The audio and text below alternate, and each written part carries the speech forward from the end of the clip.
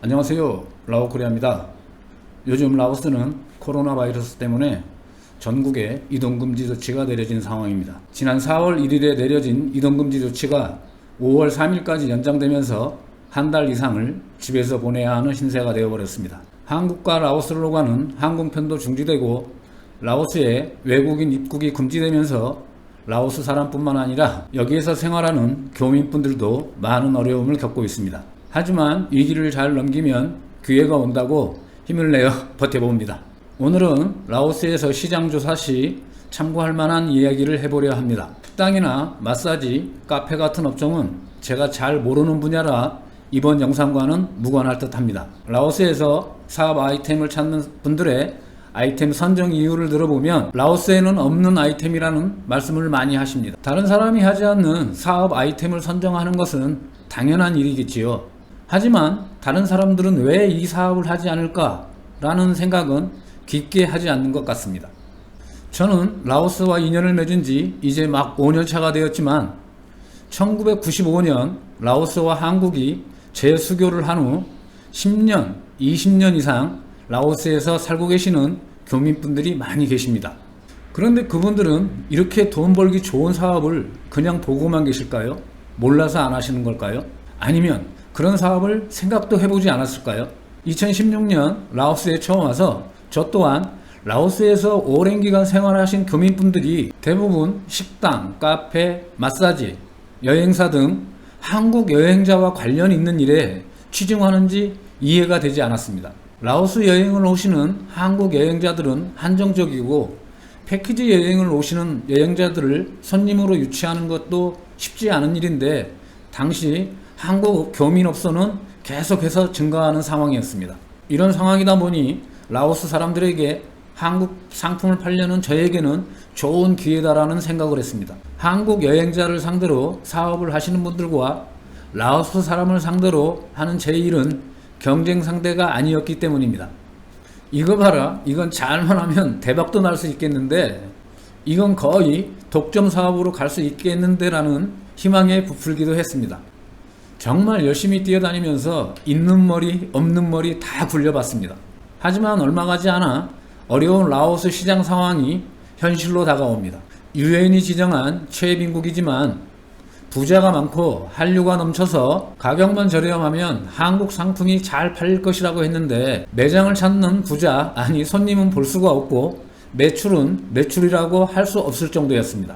하루 한 가지 상품만 팔려도 그날은 행복한 날이었지요. 이러한 상황이다 보니 가져온 물건을 팔아서 수익을 내야 되겠다 하는 생각보다는 상품이 몇 개라도 팔려야 직원들 월급을 줄 수 있는 현실에 처하게 되었습니다. 가져온 물건을 팔아서 그날 연명해야 하는 상황이 계속 이어집니다. 이런 상황이 계속되다 보니 한국 상품 판매장을 오픈하고 나서 몇 달 되지 않아 한국 기업은 철수해버리고 저는 메콩강 오리알 신세가 되었습니다. 저를 라오스에 보내준 한국 기업이 철수하면서 저 또한 철수에 대해 많은 고민을 했지만 라오스와 정이 들었는지 지금까지 버티고 있는 상황입니다. 한국 기업이 철수한 후 라오스에 남아서 블루오션을 찾아보겠다고 여러가지 다양한 아이템을 테스트해봅니다. 시간이 좀 지나면서 한국인이 라오스 현지인을 상대로 하는 사업을 해서 성공하기는 쉽지 않겠구나 하는 결론에 도달하게 됩니다. 왜 교민분들이 라오스 사람들을 상대로 사업을 하지 않고 한국인 여행자를 상대로 사업을 하는지 이해를 하게 되었습니다. 라오스에서 사업을 하시고 싶은 분들과 대화를 하다 보면 제가 처음 라오스에 와서 생각한 것과 비슷한 것 같습니다. 라오스에는 지금 한국 화장품이 비싸게 팔리고 있는데 제가 한국 회사에서 화장품을 싸게 가져올 수 있는데요. 라오스 날씨가 더운데 슬러시 기계를 가져와서 슬러시를 팔면 안 될까요? 뻥튀기 기계를 가져와서 뻥튀기를 만들어서 팔면 안 될까요? 라오스 높은 사람들이 밀어준다는 사업을 제외하고도 정말 다양한 아이템들이 거론됩니다. 아마 라오스에서 창업을 준비하신 분들이라면 이런 생각은 한 번쯤 해보시지 않았을까 합니다. 사실 라오스 시장을 대충 겉으로 보다 보면 무주공산처럼 보이는 사업 아이템들이 많이 눈에 들어옵니다.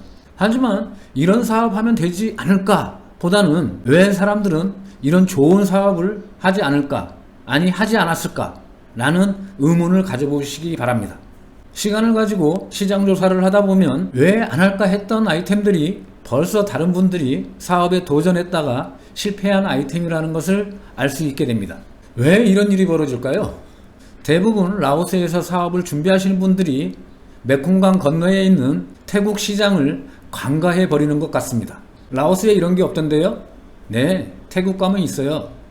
한국 화장품이 너무 비싸게 팔리는데 싸게 팔면 안 될까요? 태국 가면 더 싸요. 짝퉁도 많습니다. 저 또한 라오스에 올 때 주력 상품 중에 하나가 한국 화장품이었습니다. 저 이외에도 많은 분들이 도전을 한 품목이지요. 한국 화장품은. 하지만 제가 조사해 본 것은 아니지만 한국 화장품이나 한국 상품을 가져와서 태국 상품과 경쟁해서 라오스에 자리 잡으신 분이 얼마나 계실지는 모르겠습니다. 이런 상황이다 보니 저는 한국 상품을 가져와서 라오스에 진출하겠다는 생각은 잠시 보류한 상황입니다. 짧은 시간 방송으로 충분하게 설명을 드릴 수는 없지만 저는 라오스 시장 진출 시 태국 시장과 라오스 시장을 묶어서 시장 조사를 해보는 것이 좋다는 생각입니다. 인구 90만의 비엔티안을 단독 시장으로 보지 마시고 가까이 있는 태국 상권이 자신의 아이템에 미치는 영향을 꼭 좀 분석해 보셨으면 합니다. 단순 비교하기는 무리가 있지만 한국 드링크 바카스가 라오스에서는 아직 태국의 드링크와 힘겨운 시장 싸움을 하고 있는 것으로 알고 있습니다. 라오스에는 이런 게 없네 하고 보면 강 건너 태국에는 대부분의 상품들이 다 있습니다. 품질을 떠나서 한국 상품과 비교하면 가격은 훨씬 저렴합니다. 또한 한국 상품은 좋으니까 비싸도 라오스 사람들이 좋아할 거야 라는 생각은 버리셨으면 합니다. 라오스인들의 상품 구매 최우선 조건은 가격이라고 합니다. 사실 라오스에서 한류가 넘친다는데 한국의 유명 가수가 라오스에서 공연을 하면 고액의 입장료를 내고 공연을 보러 올 사람이 몇 명이나 될까요? 엄청난 상을 받은 한국 영화 기생충이 라오스어 자막을 달아서 비엔티안 극장에서 상영을 하면 극장이 미어 터질 것이라고 생각하십니까? 저는 라오스 사람들이 좋아하는 한류는 돈 들이지 않는 한류라고 생각을 합니다. 고액의 비용을 부담하고 한류를 즐기면서 한국 상품을 구매할 수 있는 사람은 라오스에 많지 않다는 생각입니다. 한류를 즐기는 것과 한류가 한국 상품 소비로 이어지는 것은 아직은 라오스에서 시기상조라는 판단입니다. 따라서 라오스에 있다, 없다, 부자가 많다, 한류가 넘친다 이런 생각은 잠시 접어두시고 냉철한 시각으로 태국 시장과 연동해서 라오스 시장을 잘 분석해보면 좋지 않을까 합니다. 그럼 라오스에서 돈 벌 방법은 없을까요? 저는 없다는 것이 아니라 찾지 못했으면 섣부른 투자를 하지 않는 것이 좋겠다는 말씀을 드려봅니다. 오늘도 라오코리아의 라오스 이야기 시청해 주셔서 감사합니다. 좋아요와 구독 잊지 마세요.